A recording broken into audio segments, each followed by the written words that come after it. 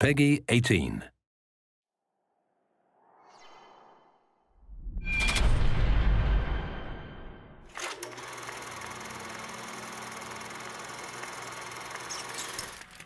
When you think about BioShock Infinite's characters, in BioShock 1, I think the biggest character in the world was actually the world of Rapture. And I think with Infinite, we're continuing that tradition as well, that there's a lot of narrative told in the world, and very much probably on the same scale as there was with BioShock 1.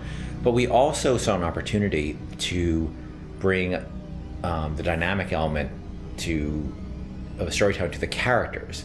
And our challenge of course, is that we don't have a very presentational medium. I mean, you think about storytelling in a lot of games, you're thinking about going to a cutscene or being locked into place, and that's not something we really like to do. And so we created this character and named two characters, Booker and Elizabeth. One who's a character you inhabit, and the other one is a character that the AI inhabits. Back there at the shop, what you asked me to do. Let's not discuss it. No, what did that thing do to you? If he were to take me back, that's death, Mr. DeWitt. Or something so like it, I cannot tell the difference. Booker is, I think you're gonna see him be multidimensional throughout the game. Starts off very, very simple, and if you know history at all, he's a former Pinkerton agent, which those were bad guys. Bad guys feared the Pinkertons. And the fact that he was kicked out of the Pinkerton agency should kind of give you a little bit of insight into what kind of guy he is. He's seen a lot, he's done a lot. He's got a lot to make penance for. And when he's presented this opportunity, which at first is just a job to him, of getting Elizabeth out of her gilded cage and taking her from point A to point B, that's where I think his journey starts, not just in a literal sense, but more of a metaphorical sense as well. Looks as if some desperate fella called this place home. What does that make us?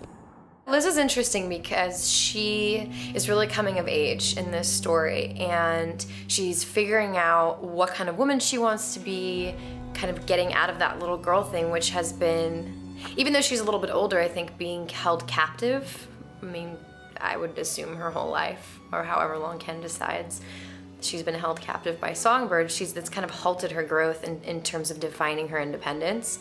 So she's figuring that out, and she's very sweet, very compassionate, and also very headstrong, which I like that about her. He's in pain. Not for long. I need you to step back. Wait, there's a tear. See, right here. Elizabeth, it's just an animal. I can control it this time. It is too powerful. You won't be able to stop it. I wasn't asking for permission. In terms of what I look for in a voice actor, I look for somebody who can inhabit the role. And sometimes they'll bring something to the role that I had no idea, and I'll change the role. With both of them, I think I saw people who sort of inhabited the basics of what I saw in the character, but they're also very good at taking direction. They're very good at responding to feedback, and that's what I mean more. That it's less direction and more feedback, because a lot of times I don't even know what I want, and I'm just sort of saying, let's try in this area, and they're very open to that, and they're really generous in the process, and that's been incredibly helpful.